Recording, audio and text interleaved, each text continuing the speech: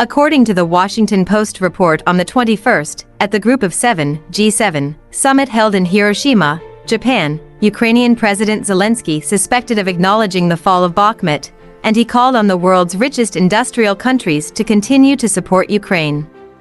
Provide arms and funds. Earlier, Russian President Vladimir Putin congratulated the Russian army on the successful conclusion of Bakhmut's liberation operation. Bakhmut has always been considered a stepping stone for the Russian army to penetrate further into eastern Ukraine. The Associated Press stated that Bakhmut's capture will undoubtedly deal a blow to Ukraine and give Russia some tactical advantages. The Russian Moscow Komsomolets analyzed and pointed out that the capture of Bakhmut may become a turning point in the future war, and the Russian army should be fully prepared for the follow-up retaliatory counterattack of the Ukrainian army. The Russian Ministry of Defense announced in the early morning of the 21st that in the tactical direction of Bakhmut, the Wagner Group Assault Commando launched an offensive under the cover and fire support of the Artillery and Aviation Battle Order of the Russian Armed Forces Southern Army and completed the task of liberating Bakhmut. Then, the Russian President's Information Bureau released news that President Putin congratulated the Wagner Group's assault commandos and the Russian armed forces that provided them with the necessary support and flank cover for the successful conclusion of Bakhmut's liberation operation. He also stated that all those who made contributions in this operation will be awarded corresponding national honors.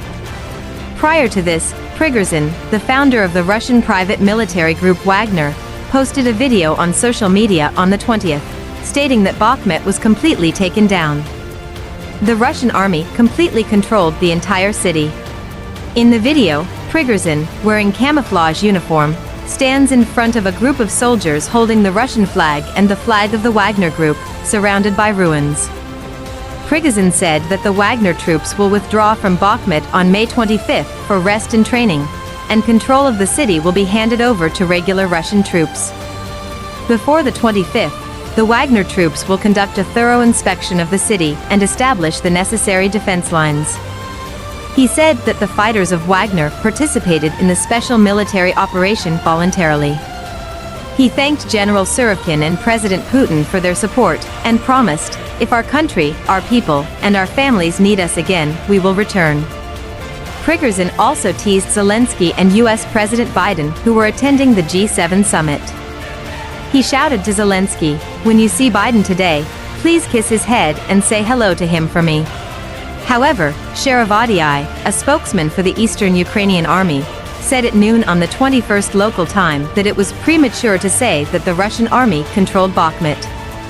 According to a report by the RBC Ukraine news agency on the 21st, Sherevatii said that the Ukrainian army continued to hold its position in Bakhmut and repelled the Russian attack, and the Ukrainian defenders did not leave the city.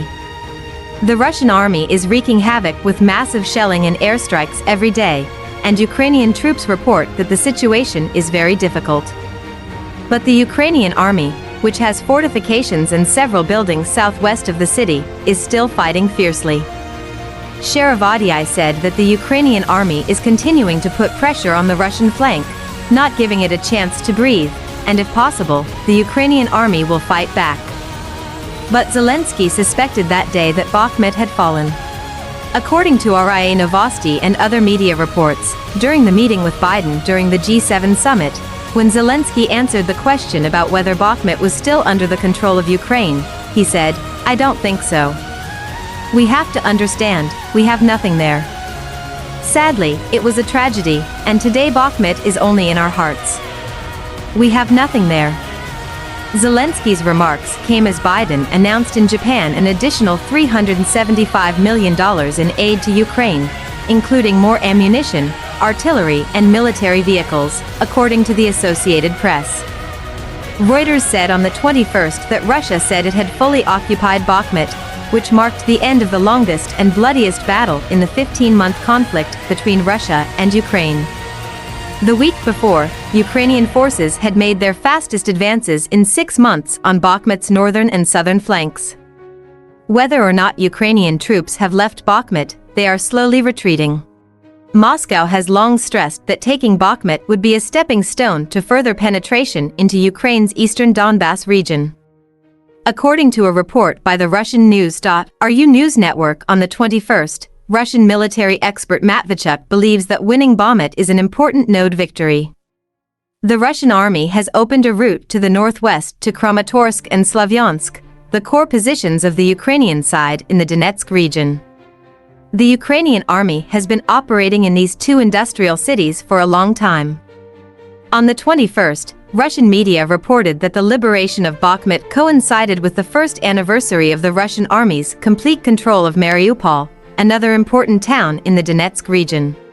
According to a report by the TASS news agency on the 20th, Morgan, the mayor of Mariupol in the Donetsk People's Republic, said on the 20th that 2,400 apartment-style houses have been put into use in the city this year, and the local government will also repair more than 1,800 apartments this year.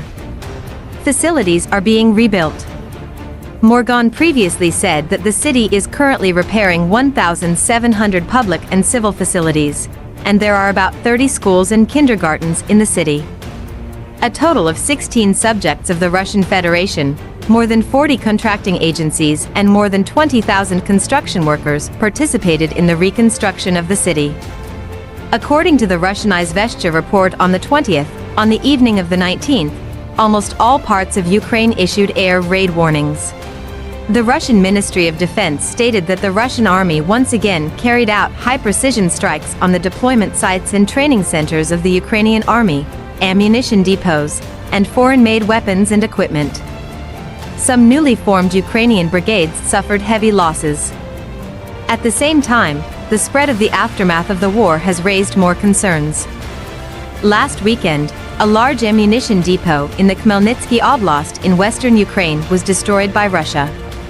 On the 19th, the secretary of the Russian Federation Security Council Patrushev said that after Russia attacked and destroyed a facility in Ukraine that stored depleted uranium bombs, the amount of nuclear radiation in Poland was increasing. Their destruction created a mass of radioactive cloud. Now, this radioactive cloud is moving towards Western Europe. An increase in radiation has been monitored in Poland.